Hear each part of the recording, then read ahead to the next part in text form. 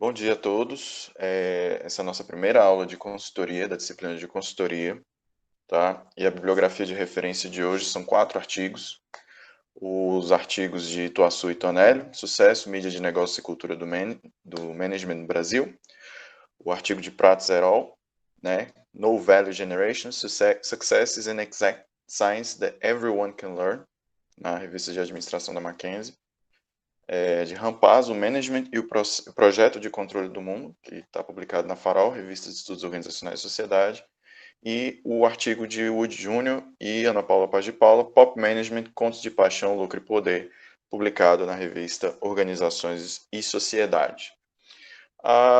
Primeiramente, antes de iniciar a aula, eu gostaria de fazer algumas provocações relacionadas à forma como você leva a sua vida hoje. Você tem um horário certo para acordar? Você tem um horário certo para almoçar, você tem um horário certo para trabalhar. Claro que agora na pandemia nós temos uma mudança, né, nas nossas rotinas, uma mudança nos nossos hábitos e práticas, mas via de regra o seu dia é todo categorizado e dividido em lotes. Então você tem o lote da manhã. O que você faz na sua manhã? Você estuda, você trabalha, né, você lida com assuntos pessoais e familiares, por aí vai. Né? O que você faz no lote da tarde? O que você faz em determinados horários muito bem estabelecidos? Você tem horário para curso, você tem horário para trabalho, né? Seu dia é todo recortado, retalhado e organizado para alcançar resultados que você busca. E basicamente, desde a hora que você acorda até a hora que você está dormindo, você já está trabalhando. Né? Via de regra, você acorda, vai para o trabalho cedo, sai do trabalho 5h30, 6 horas, vai para a faculdade, da faculdade você fica até 11 horas da noite, você chega em casa, já está cansado, né? Tem muita coisa para fazer, tem muita coisa para estudar, deixa os fins de semana, então, para o desempenho das atividades. É natural para você que a vida seja desse jeito, ou simplesmente a vida foi construída ou arquitetada, via de regra, para que todos nós sigamos essa forma de viver, essa forma tão estruturada de vida, que é desde cedo. Você desde cedo acorda, já vai para o colégio. Volta do colégio, já tem atividade para fazer, tem a tarefa de casa, tem o estudo, né? Então você está sendo preparado desde o início da sua vida para chegar nesse atual momento em que você tem não só uma situação de trabalho fixa que você tem que atender, como também de estudo, de melhoria, né, de melhoria do seu conhecimento, melhoria dos seus títulos, para que você consiga alcançar o mercado. Então hoje a gente vive uma vida muito mais direcionada pelo outro do que pela gente mesmo, porque eu tenho certeza que se você pudesse escolher o que você estaria fazendo com o seu tempo, né, como você poderia estar levando a sua vida, se você tivesse esse nível de liberdade de poder decidir o que fazer com o seu tempo, né, você com certeza faria outras escolhas, talvez que incrementariam a sua qualidade de vida e o seu lazer, né? Então, os desafios iniciais da aula, né, é mostrar como que a ideologia do gerencialismo ou management ideology mudou as nossas vidas a partir da Revolução Industrial e como que hoje nós temos toda uma estrutura de vida, né, pautada na ideologia de mercado. Né? Então, a gente vai começar a analisar na aula de hoje, né, a trajetória dessa ideologia do management que vem associada a essa trajetória do desenvolvimento do capitalismo. Né? E já trazendo para a gente a perspectiva de que essa ideologia do management ela é responsável pela forma pela qual nós vivemos dentro dessa dinâmica economicista da vida, né? Economia do tempo, economia das emoções, economia do trabalho. Né? Então, a ideologia do management ela vai se agigantar, né? Você vai se ancorar nesse agigantamento do mercado, como que o mercado tomou conta da sua vida e como que a sua vida se tornou uma empresa, né, associada à cultura do gerencialismo. O seu nível de sucesso vem associado ao seu nível de capacidade gerencial em relação à sua própria vida, a sua capacidade de gerenciar a si mesmo. Né? A sua vida se tornou uma empresa com o conceito de que você está investindo agora no estudo, e o investimento requer retorno. Né? O investimento requer que você traga. Por que estudar se não for para obter mais resultados econômicos, financeiros? Por que estudar se não for para garantir uma melhor forma de oferir recursos para você continuar vivendo? Parece que não existe saída desse modelo de vida, né? Que a gente tem que se gerenciar, tem que gerenciar nossas emoções, tem que se controlar em tudo, tem que se planejar, tem que se organizar, né?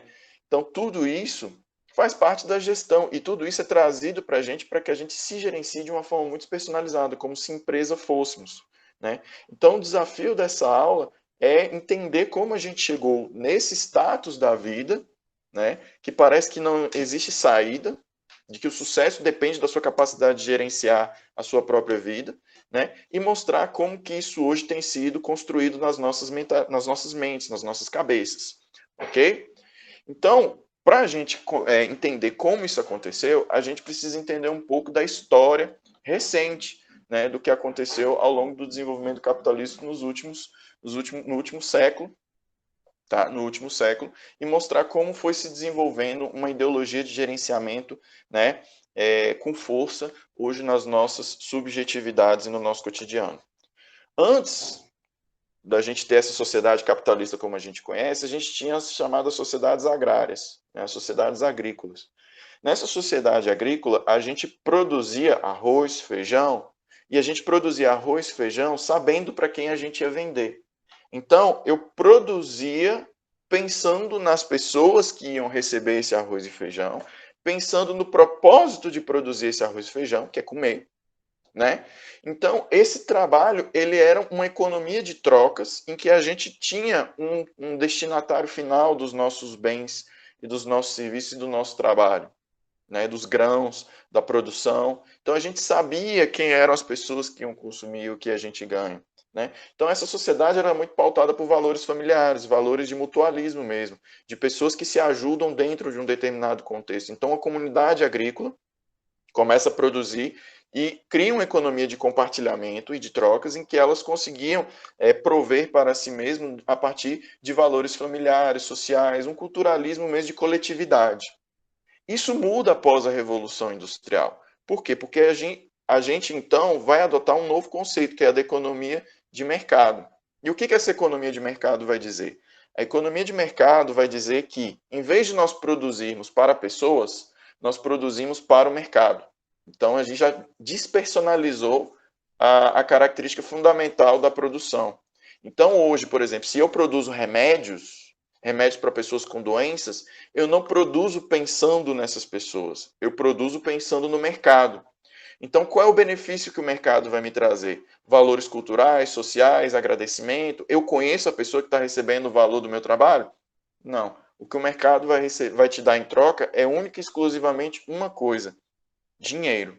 Né? Então eu passo a trabalhar fundamentado na ideia do dinheiro, o quanto de dinheiro que eu vou receber, não do benefício que eu estou gerando, não do desenvolvimento que eu estou trazendo, não da melhoria da qualidade de vida das pessoas que eu estou criando. Né? Com base nessa mudança de pensamento, a partir do desenvolvimento dos fisiocratas e da economia clássica, do capitalismo, a gente tem agora uma ideia de que a motivação do lucro, de ganhar dinheiro, vai substituir completamente a motivação da subsistência. Vai substituir completamente a ideia de que a gente precisa produzir para viver. E vai substituir pela ideia de que a gente precisa produzir para acumular. Acumular capitais, acumular recursos, acumular dinheiro e assim desenvolver a nossa riqueza enquanto indivíduos. Riqueza monetária. Então, esses escopos personalistas, né, de produzir pensando na pessoa, pensando no amigo, né, a própria ideia, se você parar para pensar, da docência, o professor que produz a aula não pensando na aprendizagem, mas pensando no quanto de dinheiro que ele vai ter para cumprir os requisitos mínimos, ou a pessoa que vai para o trabalho produzir roupas, não pensando no bem-estar das pessoas que vão se vestir, mas pensando no quanto de dinheiro que ela vai receber com o retorno da produção dela, né, mostra que a gente perde muito dos valores em relação ao trabalho ao longo desse desenvolvimento da Revolução Industrial. E com Taylor, né, com o Taylorismo, né, e outros autores da administração, se massifica um determinado pensamento, que o trabalho ele é completamente gerenciável para gerar mais lucro, né? E que as pessoas podem ser tratadas como mecanismos despersonalizados. Então, em vez do trabalho ser uma coisa que eu exerço, o trabalho é uma coisa que eu vendo, né? Então, pela oferta e demanda, eu consigo colocar um preço no meu trabalho em função da minha produtividade. Então, qual é a ideia que eles começam a vender? E essa ideia é muito importante. quanto mais você consegue produzir, mais vale o valor de venda do seu trabalho. Então, você vende produtividade. Ao vender produtividade, então, os empresários, eles contratam não a pessoa para trabalhar, eles contratam um mecanismo, um agente que vai desenvolver um determinado nível de produtividade. E eu vou pagar melhor esse agente em função do quanto ele consegue produzir. Então, a gente perde um pouco do valor de uso de transformação do trabalho para substituir pelo valor de troca do trabalho. E aí isso já responde um dos grandes pontos, né, iniciais da nossa aula. Por que eu estou tão envolvido em estudo, em trabalho? Porque você precisa aumentar o valor de venda do seu trabalho para ganhar mais dinheiro. Então, não se importa tanto quanto você sabe. Se importa se você é capaz de produzir bem. Não se importa o quanto você é inteligente ou crítico, né? Se importa o que você é capaz de fazer com o seu conhecimento, gerando retornos para as organizações.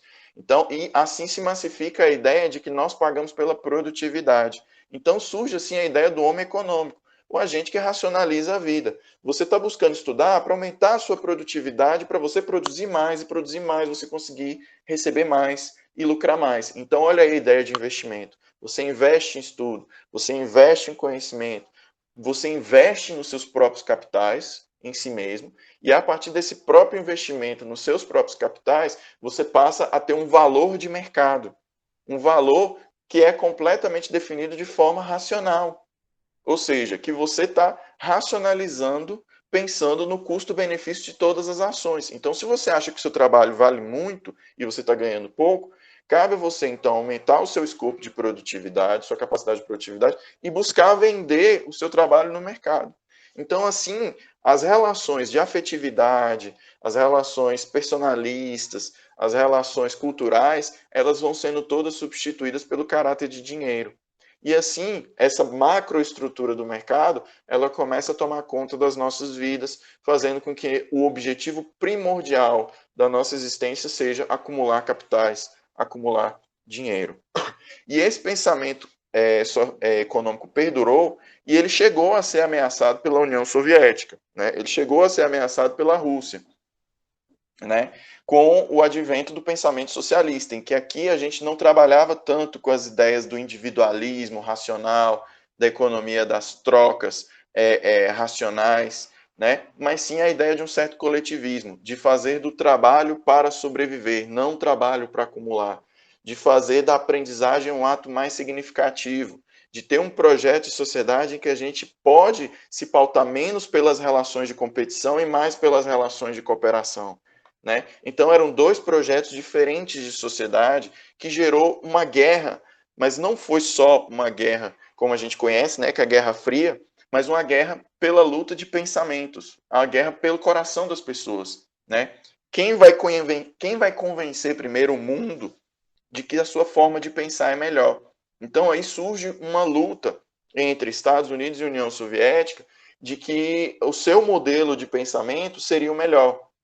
E a arma utilizada pelos Estados Unidos para alcançar essa ideia de que o modelo da competição individual, liberal, capitalista seria melhor, foi a ideologia do gerenciamento. E é assim que surge a administração enquanto ideologia, é assim que surge a administração enquanto ciência, é assim que surge a própria noção de gerencialismo, de management. Né? E ela passa a ser ensinada nas escolas de negócio a partir dos anos 50, a partir dos anos 50, a partir dos anos 40, 50, começam a surgir as chamadas business school, que seriam a ideia de criar um modelo de empresa, e esse modelo de empresa elevaria ao extremo a capacidade de gestão, e essa gestão com planejamento, execução, organização, coordenação, né, tudo isso seria utilizado para mostrar a potência do capitalismo de dar certo e de funcionar, gerando riqueza, gerando acumulação de capital, né, gerando distribuição de trabalho, gerando distribuição de renda. Né? Então, isso passa a ser ensinado de forma massiva nas escolas de negócios a partir dos anos 40 e 50. Antes, até então, a gente tinha os cursos de economia, Desde então, a gente passa a ter, então, as escolas de administração que vão se direcionar a um único propósito, ser o braço armado da economia e fazer a forma organizacional empresa funcionar. Funcionar e mostrar que o capitalismo tem, sim, o potencial de cumprir a sua promessa de distribuir renda, distribuir riqueza, de distribuir trabalho, a partir da ideia de que cada um começar a lutar para obter seus próprios capitais, né? E essa guerra fria, essa guerra ideológica, ela se encerra com a derrota, né, da União Soviética, do oponente socialista em 1989, com a queda do Muro de Berlim, e a partir daí vão surgir três grandes hegemonias no capitalismo, três hegemonias de pensamento, três grandes formas de pensar que vão se tornar hegemônicas. A primeira delas é a hegemonia da esfera econômica sobre a vida social. O que é essa hegemonia da esfera econômica sobre a vida social? Primeiro, é a eliminação de qualquer obstáculo ou qualquer questionamento sobre a importância do mercado na vida das pessoas, né? Então, essa primazia vai fazer com que as pessoas elas pensem nas suas vidas e nas suas relações sociais sempre com base em relação de troca, em trade-off, em custo-benefício, né? E a partir daí, todas as suas relações passam a ser pautadas por lógicas racionais e econômicas. Um exemplo, um relacionamento amoroso, ele perdura enquanto ele é conveniente, enquanto as duas partes, elas atendem às expectativas simultaneamente uma da outra, ou da outra, tá? Então, observe, se o indivíduo A se envolve amorosamente com o indivíduo B, ele está investindo seu tempo, seus recursos, seu afeto, seu amor, seu carinho, seu dinheiro, está investindo na pessoa B. E a pessoa B, por outro lado, ela tem que remunerar a pessoa A com o tipo de retorno esperado pela pessoa A. Se for sexo, se for o trabalho de cuidado, se for o trabalho de atenção, né, a atenção emotiva, afetiva, emocional, né, tudo isso é um nível de retorno esperado. Se a pessoa A investiu tempo, recursos, recursos políticos, sociais, econômicos, e, por exemplo, não está recebendo o que ele esperava, sexo, atenção, cuidado, por aí vai, essa relação ela se torna muito custosa para o agente A. Ela se torna muito custosa. Então, passa a ser pouco conveniente. E, ao ser pouco conveniente, começa-se, então, a perder o interesse nesse tipo de relação, porque o trade-off, o custo-benefício dessa relação, parece ser inadequado para o que é oferecido no mercado. E aí a pessoa tende a procurar outro relacionamento. E isso acontece com filhos, com trabalho, com amigos, né? Acontece no seio das relações familiares. Então, essas lógicas de sucesso, fracasso, relação de troca, custo-benefício, né?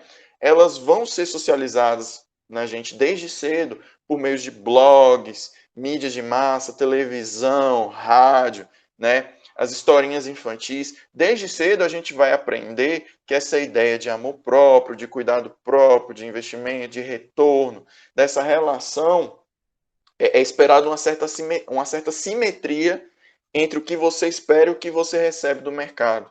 Então, todas as lógicas da vida passam a ser racionalizadas por essa hegemonia da esfera econômica sobre a vida social. Então, valores como alteridade, empatia, importar-se com o outro, amar o outro, independentemente do retorno que esse outro te dá, né? Que aí, no caso, aí a gente tem um maior exemplo nas religiões, se você for pegar o exemplo da própria simbologia da Bíblia, né? Se você for pegar a própria simbologia da Bíblia, o amor de Jesus Cristo, ele ia sem a necessidade de volta. Ele amava o sujeito, ele amava o outro, sem esperar que o outro se devote a ele, sem esperar que o outro faça as coisas por ele em troca. Então, quando ele recebia, por exemplo, um tapa num lado da face, ele dava o outro, ele não queria descontar. Entende? Então, amor é uma via de um caminho só, não tem volta. Então, essa ideia irracional de amar ao outro incondicionalmente, dar a vida pelo outro, né? Ela passa a ser completamente sem sentido na hegemonia da esfera econômica, porque aqui a gente só faz as coisas em função do ganho que a gente vai ter. tá bom? A segunda hegemonia é do modelo organizacional de empresa, que é basicamente o desafio que a gente tinha colocado no início da aula, que é a ideia de que a sua vida ela é retalhada em lotes. O lote da manhã, o lote da tarde, o lote da noite, o lote da madrugada. Né? Então, o formato da empresa, pautado em planejamento, execução, feedback, obtenção de resultados, avaliação de resultados, tudo isso diz respeito a atividades relacionadas à forma organizacional empresa que nós transportamos para a nossa vida. Então, quando você vê, por exemplo, coaches, né, mentores vendendo produtos de mercado para direcionar a sua vida, o que eles simplesmente vão fazer? Eles vão pegar ferramentas de gerenciamento associadas a empresas e vão aplicar na sua vida, porque é exatamente essa analogia que é feita. A sua vida passa a ser uma empresa, um empreendimento. Você tem capitais humanos, capital de conhecimento, capital social, capital cultural, a própria herança que você vai receber da sua família é um capital também, um capital familiar, né? Então você passa a ser visto como uma empresa que precisa investir seus capitais, precisa gerar sua produtividade para obter seus retornos, sempre associando essa ideia de sucesso ao quanto de dinheiro que você consegue ganhar. E aí, a última hegemonia que nós temos é a do pensamento administrativo, que é aquela condição em que se acredita que tudo é gerenciável, né? Que a racionalidade do ser humano ela é completamente ilimitada, que afirma que tudo é controlável, ou seja, o ser humano, na sua capacidade de conhecimento, ele tem condições de compreender a natureza em sua plenitude e assim gerenciá-la. Então é possível gerenciar tempo, gerenciar emoções, até coisas intangíveis, sabe? É uma falsa crença isso na realidade, gente. É uma crença de que a gente consegue tangibilizar o amor, que a gente consegue tangibilizar a tristeza, a alegria, que a gente consegue tangibilizar o comportamento humano, que é completamente orgânico, né? A gente consegue controlar as pessoas, consegue controlar pensamentos, controlar comportamentos, né? Então, controlar nossas próprias emoções, tempo, inteligência, tudo é previsível, tudo é controlável. Então, essa passa a ser a terceira hegemonia. Somadas essas três hegemonias, nós temos um retrato fidedigno de como nós levamos hoje as nossas vidas, né? Como hoje a gente lida com os nossos assuntos, nas questões de valer a pena do trade-off, na questão de como a gente se programa, como a gente se organiza, como a gente vive as nossas vidas, como a gente é gerenciado por outras pessoas, né? E como nós pensamos sobre como nós precisamos ter controle de tudo, né? A falsa ilusão de que a gente está no controle das nossas próprias vidas, tá? E é a partir daí, então, que se instala a ideologia do management com mais força a partir dos anos 90. Né? E por que o management é uma ideologia? Primeiro, porque uma ideologia ela funciona como um filtro. Ele é um filtro, é uma forma autorreferente de você enxergar o mundo. Ou seja, é um jeito que você olha para o mundo, é um filtro pelo qual está aqui no seu olho, você olha para o mundo e você atribui interpretações a esse mundo. O jeito que você atribui interpretações a esse mundo pode ser diferente do jeito que eu atribuo interpretações ao mundo. É diferente que o seu irmão, sua irmã, seu pai, a sua mãe atribuem sentido ao mundo, né? Só que você tem um jeito de olhar para o mundo. E esse jeito de olhar para o mundo te dá filtros. Filtros pelos quais você aprende a interpretar a realidade. E ao interpretar a realidade, você atribui juízo de valor em relação a essa realidade. Então vamos supor que desde cedo você sempre foi levado para a igreja pela sua família. E você aprendeu desde cedo, por meio da sua socialização, por meio da sua história, que o conhecimento da Bíblia é absoluto, que a existência de Deus é inquestionável e que os dogmas da igreja devem ser obedecidos. Se você vê qualquer ação na sua frente que destoe do que é colocado pela igreja, que o que foi ensinado para você, isso vai ser recebido pelo seu filtro cognitivo e a partir daí você vai atribuir juízo de valor. Isso é errado, isso não está certo, isso é escatológico, isso é absurdo e por aí vai. Entende? Então, o seu filtro ideológico vai te dizer como você vai lidar com essa situação. E qual que é o papel da ideologia? O papel da ideologia é fazer você economizar pensamento. Então, quando você olha uma coisa que para você, na sua cultura religiosa, você acha errado, você não vai problematizar aquilo. Você simplesmente vai ver que aquilo não é compatível com a sua ideologia, então você vai adotar um certo padrão de linearidade de comportamento. Ah, isso está errado? Beleza. Então, está errado mesmo, acabou. Eu não tenho que negociar, eu não tenho que aceitar, eu não tenho que discutir, eu não tenho que aprender. Com isso, eu estou economizando pensamento, percebe? Eu investir muito tempo em pensamento significa que eu vou ter que pegar tempo, meus recursos, tempo, inteligência, e vou ter que investir na mudança. E se uma ideologia me serve, se uma ideologia me atende dentro da forma como eu vivo, por que eu vou questioná-la? Se uma ideologia me atende e me dá, por exemplo, a aceitação social que eu quero, se me dá o afeto que eu quero, né? Se o meio que eu vivo, todo mundo aceita essa forma ideológica de pensar, por que eu vou investir meu tempo transformando essa ideologia? Por que eu vou mudar? Entende? Por que eu vou investir nisso? O trade-off não é bom. Então eu economizo o pensamento simplesmente associando o mundo com a minha forma de pensar e afirmando a minha forma de pensar como certa. Todos nós somos ideológicos. Todos nós temos algumas ideologias, mais de uma. Né? Você afirmar que você não tem ideologia é uma afirmação ideológica, que significa que você se afirma como alguém neutro, entendeu? E isso por si só já é ideológico, entende? Então a ideologia ela se justifica por si só, ela é uma prática que você resolve adotar em função da sua vida, em função da sua aprendizagem, em função da sua socialização, em função da sua cultura, e ela vai se tornar invisível ao seu próprio olhar. A sua própria ideologia se torna invisível para você porque é um jeito que você aprendeu a lidar com o mundo. Então ela passa a ser naturalizada. Você vê isso como natural. Você vê isso como parte do convívio, parte dos costumes, parte da socialização. Então você ter ideologias conservadoras, por exemplo, deriva da forma como você viveu. Né? E se te atende, e se as pessoas com quem você convive gostam da forma que você pensa, gostam da forma como você age, se você tem retornos ao agir com essa ideologia dessa forma adequada, é muito difícil eu chegar para você e falar, mude a sua forma ideológica. É mais fácil você falar que existe um jeito certo de pensar, que é o seu, que é pautado na inquestionável existência da Bíblia, na inquestionável existência da Bíblia, né? E que você não é uma pessoa ideológica. Então, olha só a essência de uma ideologia aí acontecendo e te economizando em pensamento. Você está assim, economiza pensamento, por quê? Porque isso se torna mais útil e operacionalizável para que você continue vivendo. Tá?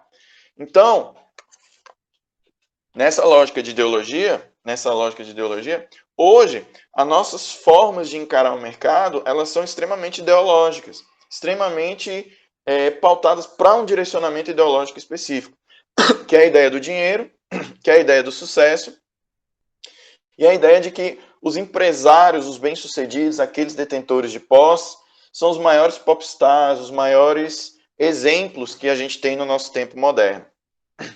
Então a gente vai ver que o dinheiro vai passar a ser a métrica do sucesso. Então é o primeiro elemento da sua vida. O valor de uma pessoa está no valor do carro, está no valor da casa, está no valor da roupa, está no valor da mobília, está no valor das viagens, né? Então o próprio valor de uma viagem de autoconhecimento, de lazer, de preenchimento da alma, né, se perde em função do valor ostensivo que é você viajar. Você viajar passa a ser um ato de consumo de alto poder aquisitivo, né? Então, você tem uma linha do tempo nas suas redes sociais que mostra a sua grande capacidade de conhecer países europeus, né? Estados Unidos, Canadá, África, China, né? Você conhecer esses países todos não necessariamente é um trabalho de crescimento pessoal, mas um trabalho de mostrar poder aquisitivo, de mostrar certa qualidade de vida associada completamente a um ideal de consumo, a um ideal materialista de consumo. Né? Então, por que não viajar para o interior de Goiás ou interior do norte de Minas seria menor do que viajar para Paris? Em que seria? Entende? Então, a lógica é essa. Por que nós, então, categorizamos tanto a vida em função do poder de consumo? Né? E o management vai ser naturalizando como parte normal da vida, em que a gente precisa trabalhar, a gente precisa produzir, precisa consumir, precisa ganhar dinheiro.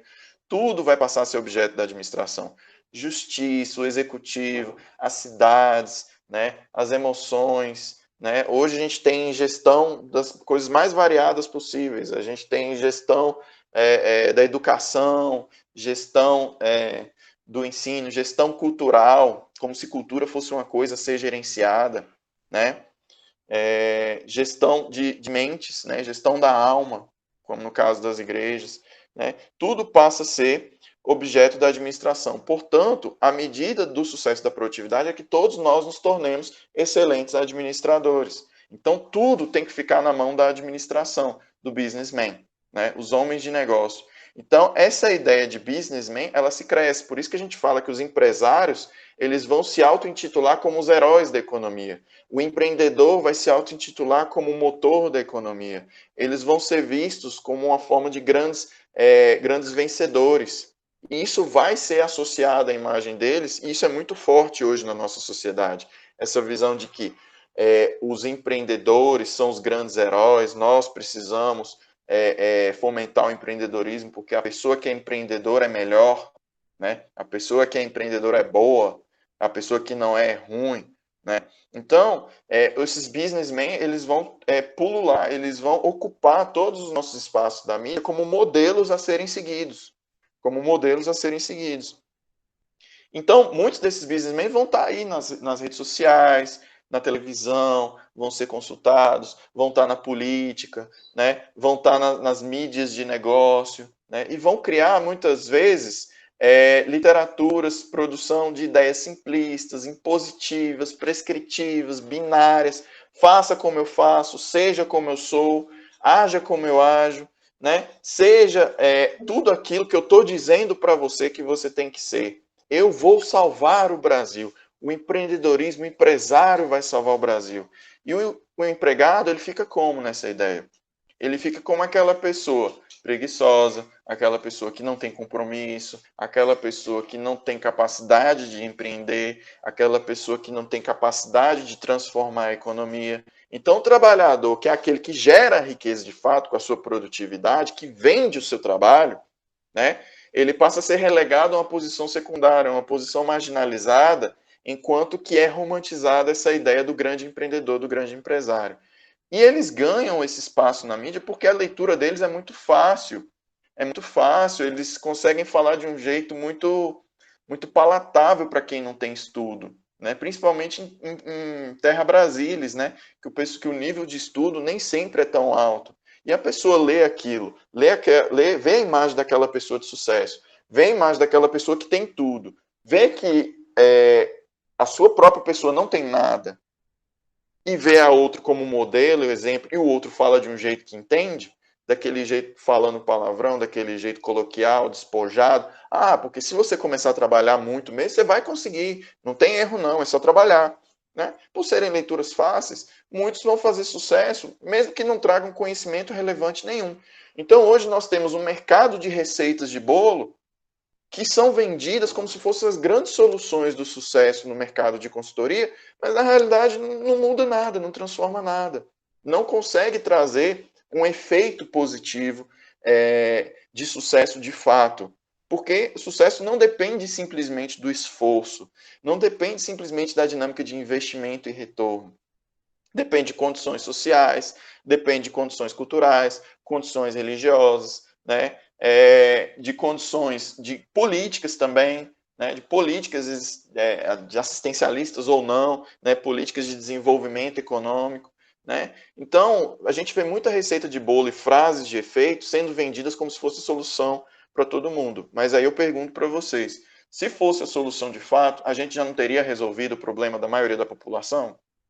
Né? Então, o equacionamento do nosso modelo de vida, ele passa a ser muito similar ao do American Dream. O que é esse American Dream? American Dream é aquele retratado pelo filme Forrest Gump, Contador de Histórias. É a pessoa que serve o seu país, é a pessoa que é condecorada, é a pessoa que, mesmo com todas as dificuldades, ela se esforça, trabalha, é esportista, né, investe em empresa e assim consegue ter retorno, é empreendedora, gera empregos, ou seja, é a ideia de vencer a vida, né, de zerar a vida no estilo norte-americano. Né? Essa é a ideia do American Dream, que é a terra onde todos vão para prosperar.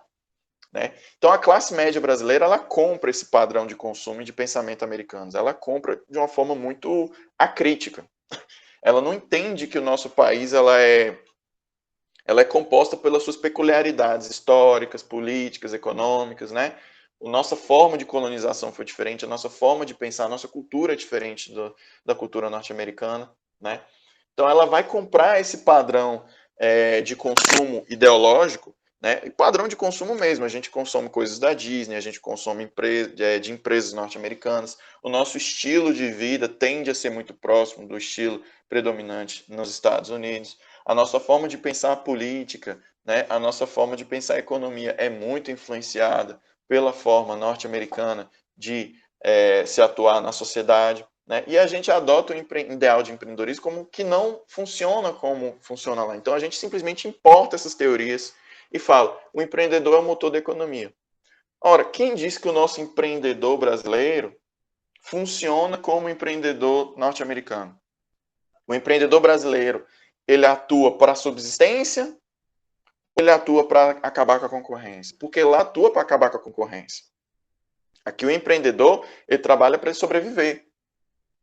O empreendedor norte-americano trabalha com a ideia de inovação, de garantir mercado, de competitividade. O empreendedor brasileiro, ele trabalha com a ideia de subsistência.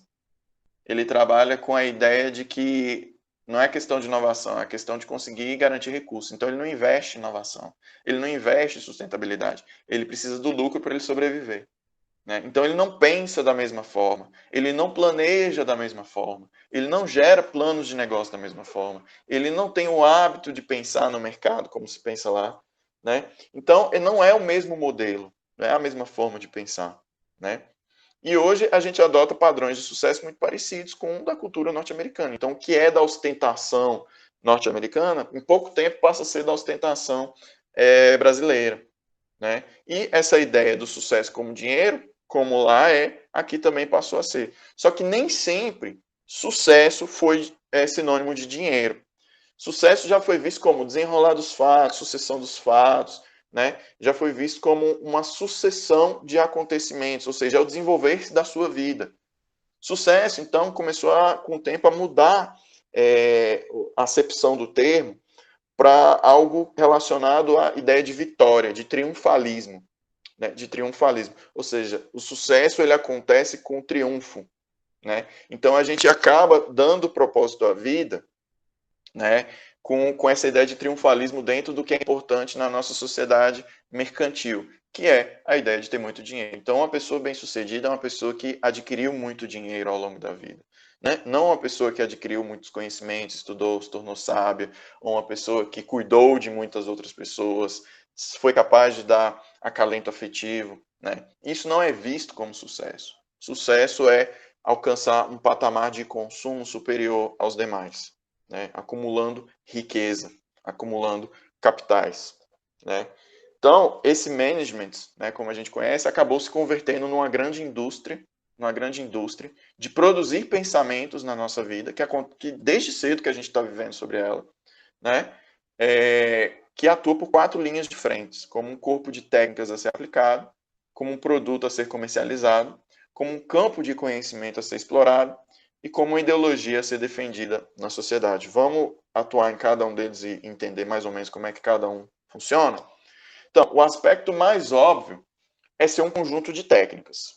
Por isso que as disciplinas de administração, elas se veem como, elas não dão para a gente, via de regra, uma profundidade teórica, sociológica, psicanalítica, econômica, jurídica, política. A gente não avança tanto nisso. As disciplinas de administração, elas tendem a ser muito imediatistas, como técnicas do sucesso. Então, em vez da gente pensar dos modelos mentais do sujeito e da forma dele pensar, a gente já cria ferramentas de planejamento e passa direto para a ferramenta de planejamento. A gente passa direto para a ideia da aplicabilidade imediata, da instrumentalidade, do imediatismo. Né? Então, via de regra, a gente tem muito pouco conteúdo teórico para a gente discutir, e muito conteúdo relacionado à aplicabilidade e empregabilidade imediata. Né? Então a gente vê que as disciplinas do curso de administração, na realidade, são disciplinas muito profissionalizantes, muito técnicas e pouco teóricas e pouco profundas em termos de discussão, em termos de carga de leitura. Né?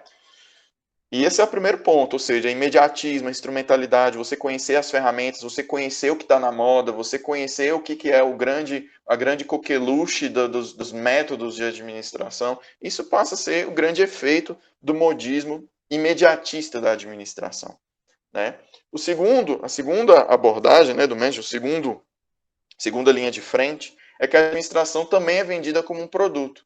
E como que ela é vendida como produto? Você já reparou como que dentro do nosso mercado nós temos muita oferta de MBA, de cursos profissionalizantes, né? A gente tem um mercado de consultoria, né? Um mercado de consultoria muito grande, né? Que as pessoas vendem a ideia de sucesso, de coach, de mentoria, vender o produto da administração, vender o produto do sucesso, vender o que você precisa para a empresa funcionar. Olha aí, entrando aí a dimensão da consultoria. É a gente vender a administração como um produto, né? Olha aí o que é a proposta do MBA. Vender a administração como um produto. E as pessoas vão investir nesse produto esperando retorno.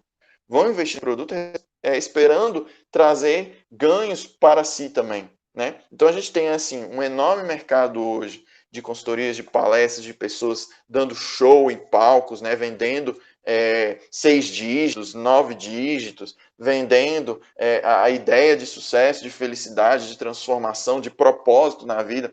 Ou seja, olha, chega no nível escatológico, gente, de uma outra pessoa que nunca teve contato com você, se sentir legitimada e dizer para você qual que deve ser o seu propósito na vida.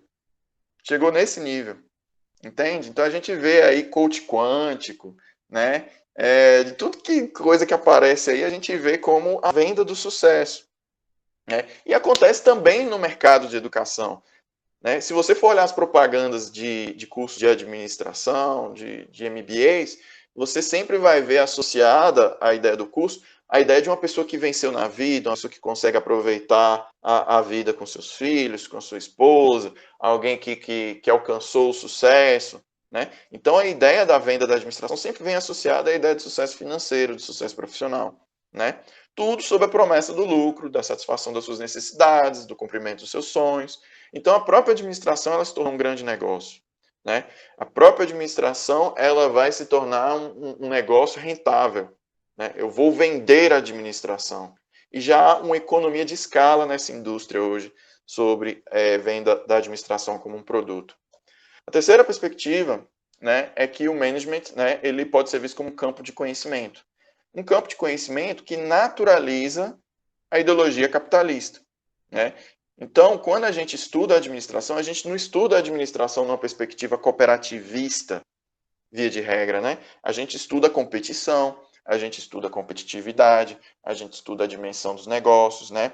Reforçar o conceito de lucro. Qual é o propósito da administração? Gerar lucro para o acionista, né? Então, um campo de conhecimento todo voltado a desenvolver pesquisas e novos conhecimentos sobre como as empresas podem dar mais certo, tornando os acionistas mais ricos, né? Então, como campo de conhecimento, ela se tornou uma ciência de validação do capitalismo.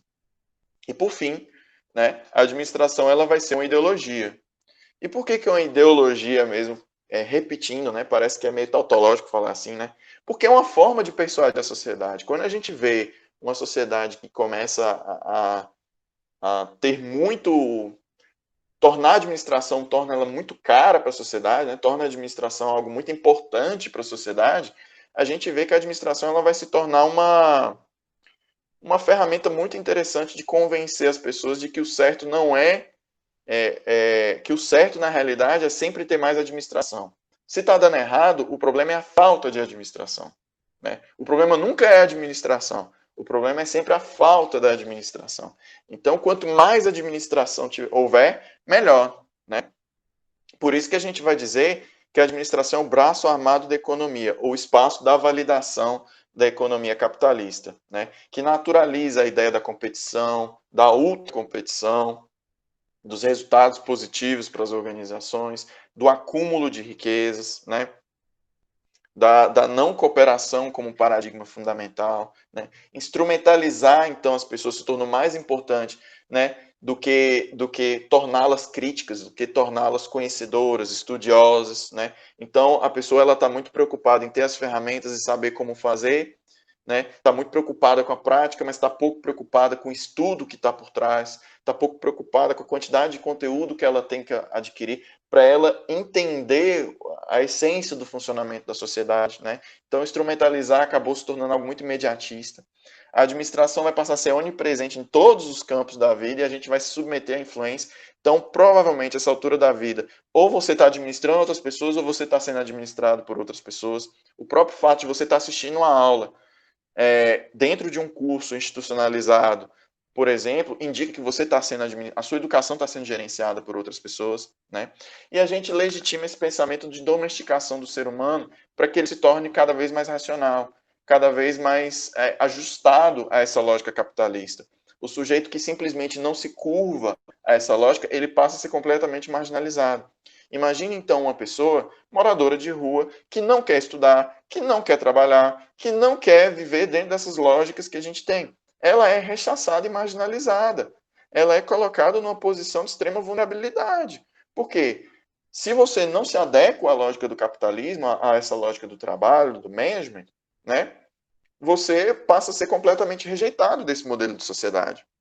Então, o grande ponto do management, né, como ideologia, é domesticar você, domesticar a mim, domesticar o ser humano, domar o ser humano mesmo, né? Nesse sentido, a gente vai disciplinar o seu corpo para que você acorde todos os dias no horário certo, trabalhe no horário certo, almoce no horário certo, jante no horário certo, né? Com essa disciplina do seu corpo, né, e com essa domesticação da sua alma, você se torna mais uma pecinha no campo do capitalismo que vai continuar sendo gerenciado e governado para estar de acordo com o que preconiza esse sistema, ok? Então, esse management vai ser naturalizado, você vai ver isso como uma forma natural da sua vida, né? Você naturaliza que o mundo é competitivo, que o mundo não é cooperativo, que você só pode contar com você mesmo, né? Que você só pode depender de si mesmo. E assim a gente é pulverizado, a nossa capacidade de nos reconhecermos enquanto seres humanos, a nossa capacidade de nos aceitarmos enquanto seres humanos, de cooperarmos, vai sendo prejudicada pela nossa atomização. A gente vai ficando cada vez mais sozinho. Uma sociedade em que trabalhar não funciona para atender às necessidades do nosso espírito. Você trabalha pensando no dinheiro, mas isso não te faz feliz, né? Você trabalha pensando no retorno financeiro, mas esse retorno financeiro não compra amor, não compra outras necessidades do espírito, né?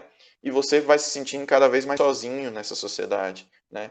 E numa sociedade que sozinho você vai ter que obter vitória. Então isso faz com que a gente tenha hoje formas de viver que trazem para a gente, né, um jeito muito bem delimitado do que a gente pode e do que a gente não pode fazer. Isso é poder sendo exercido sobre nós, né? O poder está sendo exercido sobre nós e a gente está cedendo. A gente está cedendo a essa dinâmica, né? Então, o que a gente precisa questionar é que essa ideia de vitória, né, hoje ela é vista como o único resultado aceito. Será que é mesmo? Essa vitória? Será que a gente não pode humanizar o fracasso? Será que a gente não pode se interessar pelo fracasso? Será que a gente não pode buscar aprender com o fracasso? Será que a gente não pode gostar, né, do fracasso? Por que a gente tem que ter uma ojeriza tão grande pela ideia do fracasso, né? Esse ideal do vencedor vai seguindo reproduzido na escola de administração. Então, se você não for vencedor, você pode entrar em depressão porque você não presta, porque você não alcançou o que era esperado de você, né? Livros e mais livros vão sendo escritos para tentar te inspirar a você sair todos os dias para trabalhar mais, né? Práticas organizacionais vão sendo desenvolvidas a partir da ideia total de exatidão, de racionalidade, né? As empresas sempre buscando cada vez mais te domesticar para que você seja produtivo, que você procrastine menos, para que você produza mais, para que você gere mais ideias, né? É quase como se houvesse sempre um jeito certo de agir, um jeito certo que está relacionado à produtividade, à vitória, né? Te dá um modelo de vida para você seguir. E se você não nasceu numa família que te dá capacidade de você, ou propensão que você alcance, né, você vai encarar muitas frustrações na vida. Por exemplo, se você não nasceu numa família que teve condição de te dar estudo, você vai ter frustrações de ver outras pessoas numa família que teve todas as capacidades de estudo possíveis, né? E pelo fato de você não ter estudo, de você não ter inglês, de você não ter espanhol, de você não falar 5, 6 idiomas, ou ter vários MBAs, ter mestrado, doutorado, ou experiência internacional, isso para muita gente, isso ataca a autoestima, isso ataca a capacidade da pessoa ser feliz consigo mesma, isso ataca a capacidade da pessoa de incorporar, né, um senso de amor próprio, porque ela se julga inferior, né? Então, esse modelo de vida é trazido para a gente e a gente que se lasque, a gente que corra atrás mesmo desse modelo de vida para alcançar esse sucesso abstrato que impuseram a gente, né?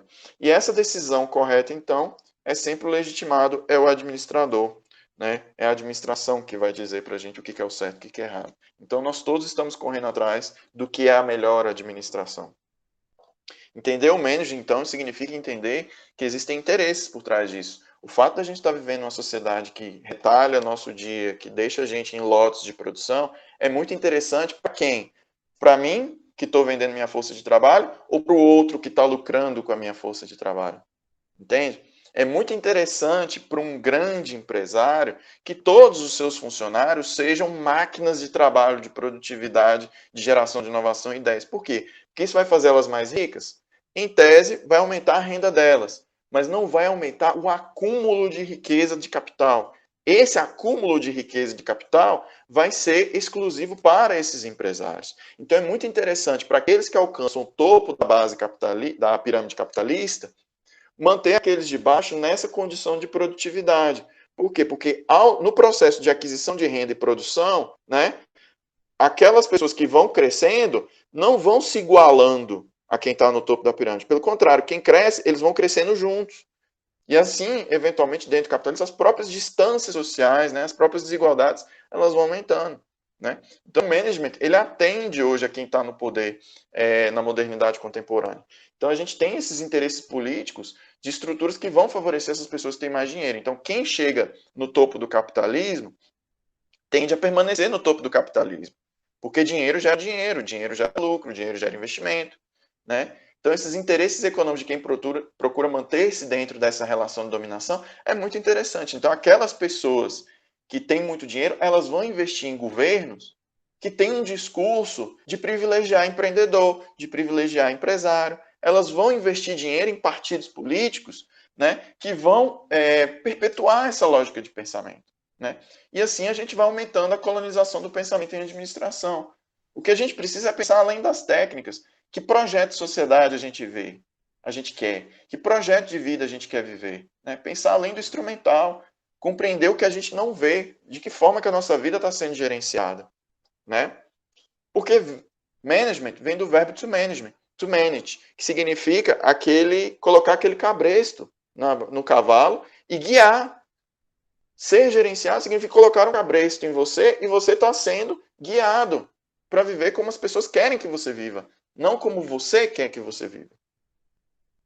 Entende? Então você está vivendo um projeto de vida que outras pessoas, você possivelmente está vivendo um projeto de vida que outras pessoas pensaram que é bom para você. Né? Então, management, né? Gerenciar, ser aquele que administra, significa ter poder, status, qualificação, ser admirado pelo outro, ser obedecido pelo outro. Né? Pressupõe que o ser humano vai aceitar passivamente isso, ser gerenciado pelos demais, que a obediência faz parte do ser humano. Né? Então, o mundo dos negócios eles tem expandido seus horizontes da influência, né? E hoje a promessa do management, né, da gestão, do gerencialismo, vem ligada à solução das promessas, a promessa da solução dos problemas da vida, né? Ou seja, a ideia de que você no curto prazo vai conseguir alcançar todos os seus sonhos, que você não precisa estudar muito, mas tem uma lógica pragmática, ou seja, conseguir fazer, né? Tem uma abordagem triunfalista da vida, né, nas tecnologias gerenciais, ou seja, bom administrador é aquele que implementa uma ferramenta e resolve, né? Pela valorização do adestramento, gente, porque isso, o curso de administração faz isso. Ele adestra mais do que ele ensina, né? Ele te ensina ferramentas, mas ele não te ensina o que está por trás da ferramenta. Ele te ensina sobre motivação, mas ele não ensina sobre a psicologia por trás da motivação, né? Ele não te traz esse senso de aprendizagem, mas sim adestramento, de você conhecer ferramentas, técnicas, né? Conhecer um software de análise é mais importante do que conhecer uma teoria de fundo por trás de um modelo teórico. Né? E sempre esse modismo, né? Da exaltação da novidade de uma nova ferramenta que foi gerada. Gente, devem existir pelo menos umas 50 variações do modelo da Toyota Just in Time com nomes diferentes. Né? Recentemente eu tive contato com Lean Manufacturing, Toyota Kata, por aí vai, tem vários outros, sempre criando variações modistas do que é o princípio original, que é o Lean, que é o Just in Time, que é o sistema Toyota de produção. Tá bom? Então isso aí, modismo tá cheio. Coach quântico, quando você vai ver, é tudo variação com algumas poucas alterações de ferramentas e modelos que já existem na gestão estratégica. Né? Então, não se deixar consumir pelo modismo, não se deixar consumir pela ideia de que eu preciso ter novidade do mercado. Ok? Então, essa cultura de management, a gente identifica ela em quais manifestações? Na mídia popular de negócios, Exame, Você SA, revistas, blogs, né, pequenas empresas, grandes negócios, na retórica de consultores, naquelas teatros que eles lotam para falar, olha o poder da sua masculinidade. Recentemente tivemos isso, o poder da masculinidade, né? Ou seja, homem, ele por si só, ele tem por dentro de si algo, o que os caras inventam, né? Os caras inventam. Nas emendas de curso de administração, na crença de que a sociedade livre mercado deve guiar as nossas vidas, na visão do indivíduo como empreendedor individual, esquecendo que a gente vive numa sociedade coletiva, no culto da excelência no mundo dos negócios, sempre tem que ser excelente e produtivo, no aperfeiçoamento individual e coletivo, na exaltação dessas figuras emblemáticas, Ike Batista, né, grandes empresários que financiam governos, né, o próprio Flávio Augusto do blog Geração de Valor, essas pessoas que se auto-intitulam como modelos de sucesso a serem seguidos, né, gerentes heróis, gurus, né, sempre a gente vai achar essas pessoas aí. E na exaltação de símbolos, de palavras de efeito, né, sempre em detrimento de uma formação mais robusta, sempre pensando mesmo na ideia de vamos pegar um provérbio chinês aí, vamos adotar como um conhecimento transcendental.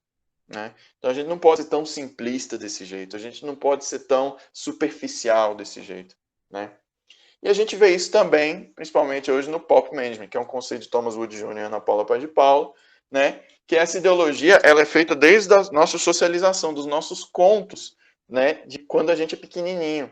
Porque quando a gente é criança, a gente recebe os nossos estímulos fundamentais de desenvolvimento da identidade. Então você já deve ter visto os contos de Esopo, né? Branca de Neve, os Sete Anões, né? Os Irmãos Grimm, se eu não me engano. Você tem Cinderela, né? Você tem sempre essa ideia, né? A Bela Adormecida, Rapunzel. Você sempre tem essas histórias, desses contos infantis, que tem um poder metafórico, que tem um poder de dizer para a gente não desista, que tem um poder de dizer para a gente persista, se dedique, busque um conhecimento, né? A produtividade nossa é alimentada por desenhos, animes japoneses, né? A gente vai achar isso muito forte na cultura desde cedo, né? Então, o poder dos desenhos, dos contos, das historinhas é mostrar para a gente como a gente deve se comportar. E hoje a gente tem historinhas, né, tanto para crianças, desenhos, como a gente tem essas historinhas hoje, né, para os adultos. Então, um conto ele vai transmitir para a gente a mensagem essencial da formação do ego, né, que é a luta contra a dor faz parte da vida, você não pode desistir, uma atitude firme leva à vitória, persistência, e a garantia do final feliz desempenha um papel importante no seu emocional. Então, você sempre está trabalhando com a ideia de que você vai ter um final feliz. O que, repito, não necessariamente é verdade. Não necessariamente você vai ter um final feliz. Isso não necessariamente é verdade. Então, mas isso cria em você um imaginário de que tem algo que vale a pena você lutar. Entendeu? Que essa vida psíquica ela é absorvida pelas organizações. Então, a organização ela vai te dar algo para você sonhar. A organização vai te dar algo para você sonhar que você vai acreditar. Então, observe, na história da biografia de todas as empresas, sempre tem uma história de superação. História de alguém que em algum momento começou com um propósito, enfrentou grandes dificuldades, no momento mais crucial, né, o mito do herói, no momento mais crucial, ela se superou e assim alcançou o sucesso. E a empresa vai te prometer que você pode vir a se tornar um grande executivo, que você vai ter o sucesso, que você vai ter estabilidade, que você vai ter retornos. Então a empresa te faz sonhar com um final feliz. E te promete uma carreira, e te promete a promoção desejada, e você vai trabalhar a sua vida inteira associando, né, associando essa ideia de final feliz que você aprende desde cedo nos contos infantis com a sua vida na carreira, né? Então, a organização ela vai trazer para você uma carga de valores, uma carga de crenças, uma carga cultural, né, de como você deve se comportar, de como você deve agir e o final feliz que eles te prometem caso você faça tudo certinho. Entendeu? Então é com base nisso que você começa a acreditar, né, no gerenciamento dessa empresa, na gestão da empresa, acreditar na empresa que ela vai trazer um resultado positivo e o sucesso que você almeja, né? Então, hoje a leitura da administração, ela vai virar uma leitura mais de autoajuda para que você mesmo mude você mesmo. Entende? Ou seja, vai virar uma coisa quase prescritiva para você aprender a se ajudar a ajudar. É como se você tivesse uma dor que você nunca conseguisse resolver, né? E cabe só a você mesmo resolver o seu próprio problema, né? Só que ninguém quer ouvir qual é a sua dor, qual é o seu problema. Eles simplesmente querem chegar para você com a solução pronta. Eles vão chegar com você com a solução pronta. Então ninguém vai chegar para você e te dizer, né, ouvir o seu problema, ouvir as suas dores, ouvir as suas carências. Ninguém está interessado nisso, porque o trade-off não vale a pena, a não ser que você pague alguém para te ouvir, né? Então a ideia aqui é que a solução fácil a gente tem que desconfiar. O mercado da superficialidade existe e está aí. Né? Então o que acontece? Essa é uma falsa formação do eu. Não existe, não tem significado real. Ninguém está te ouvindo. Quando você ouve alguém falando para você como você deve ser, essa pessoa não te ouviu, essa pessoa não sabe nada da sua vida e está te dizendo como você deve agir, né? Ninguém pensa no que é uma experiência significativa para você, né? Então como é que eles querem se sentir no direito de te dizer como você vai se sentir? Entende? Então esse management, ele vai gerar uma série de problemas. Aqui a gente está entrando no nosso último eixo da aula, tá bom? O problema nunca é o modelo de gestão, mas sim a falta do modelo de gestão. Então não tem problema a gente querer racionalizar máquinas, coisas, mas racionalizar pessoas, despersonificar o ser humano, despersonalizar o ser humano, retirar do ser humano o seu caráter de humanidade, né? A forma empresa competitiva é a melhor forma da gente gerenciar a nossa sociedade? Não seria interessante a gente pensar em formas colaborativas, cooperativas, né? Por que naturalizar tanto a nossa forma competitiva de ser, né? Porque quando a gente cultua essa ideia de individualismo, do sucesso solitário, a gente esquece completamente que existiriam outras formas da gente viver. Uma forma em que a gente gosta de ajudar um ao outro. Uma forma que a gente produz sem pensar no acúmulo, né? Mas essa forma, ela passa a ser rechaçada completamente por aqueles que detêm o maior poder dentro da sociedade, né?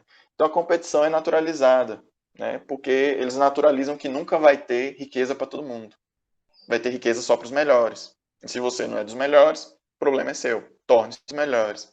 Entende? Então o homem acredita que as suas necessidades sempre vão ter que ser satisfeitas, que nunca vai ter para todo mundo, e acredita que o melhor da sociedade é o empreendedor. Essa necessidade por si só esvazia o conteúdo do trabalho, porque, como eu falei com vocês lá atrás, a gente não produz mais pensando no bem-estar. Muitos médicos atendem seus pacientes pensando no dinheiro que eles vão ganhar e não pensando no bem-estar que eles estão causando para o seu paciente. Muitos professores ensinam pensando no dinheiro da aula, mas não pensando na capacidade de transformar a vida dos alunos com conhecimento, né? Muitas pessoas produzem, como eu falei para vocês, a comida, mas não está se preocupando se o mundo está bem alimentado. Muitas pessoas estão produzindo remédio, mas não estão preocupadas se o mundo está saudável. Está preocupado só com a condição própria. Então esvazia o conteúdo do trabalho, né? Então a gente pensa muito na nossa noção do sucesso pelo dinheiro, né? No sentido bem norte-americano mesmo. Fama, fortuna, tudo isso vai fazer parte de um American Dream. Mas quem disse que esse é o único jeito de ter sucesso? Quem diz que talvez ter a realização do espírito familiar, da espiritualidade mesmo, da religiosidade, não significam sucessos tão importantes quanto o dinheiro, né? Então, essa ideia do dinheiro, ela vem de um certo movimento histórico em que religião, por exemplo, ela se associou com a ideia de prosperidade. A prosperidade é bem vista aos olhos de Deus. Mas aí a minha provocação para vocês, né, dai a César o que é de César, dai a Deus o que é de Deus. Né? Minha provocação é essa para vocês. Associar dinheiro, fé, cultura, religião, o dinheiro ele é um significante vazio para a sociedade. O dinheiro ele não significa nada por si só. O dinheiro é um pedaço de papel. Quem atribui valor para o dinheiro é a gente. Entende? E a gente simplesmente escolheu uma abstração para guiar as nossas vidas. E a gente passa a criar regras a partir dessa abstração. Quem tem mais papel e quem tem menos papel. Né? E isso vem de um movimento histórico, não só da igreja, mas também da própria Revolução Francesa. Porque quem ganhou a Revolução Francesa não foi o proletariado, foram os burgueses. E os burgueses eram os grandes comerciantes, os grandes capitalistas. Então, hoje a gente vê uma estrutura de uma sociedade que a gente tem no ápice uma religião, uma fé que valoriza a riqueza, e uma sociedade política que valoriza a riqueza porque ela é composta por burgueses, pessoas que eram extremamente ricas e que queriam a manutenção de seus privilégios em função da sua riqueza. E isso gera para a gente uma série de valores como meritocracia, disciplina, obediência, esforço. Tudo isso são valores burgueses. Tudo isso são valores de pessoas que estão direcionadas para a exploração do trabalho. Né? Mérito. A ideia de mérito, ela é a ideia de que o seu trabalho ele depende só de você mesmo, não de aspectos conjunturais, históricos, ela está muito presente na nossa sociedade. Ok? E a figura desse herói folclórico, né, o herói empreendedor folclórico, nos dá um modelo de que a gente tem que sair correndo atrás disso, do super-homem ideal. Então, a ética do caráter, da reciprocidade, o valor do acordo, tudo isso deixou de ser importante. O que se fala hoje é da segurança jurídica dos contratos, das instituições que garantam o capitalismo, da liberdade total de mercado. Hoje, o livro que vende é como influenciar e conseguir o que quiser do outro.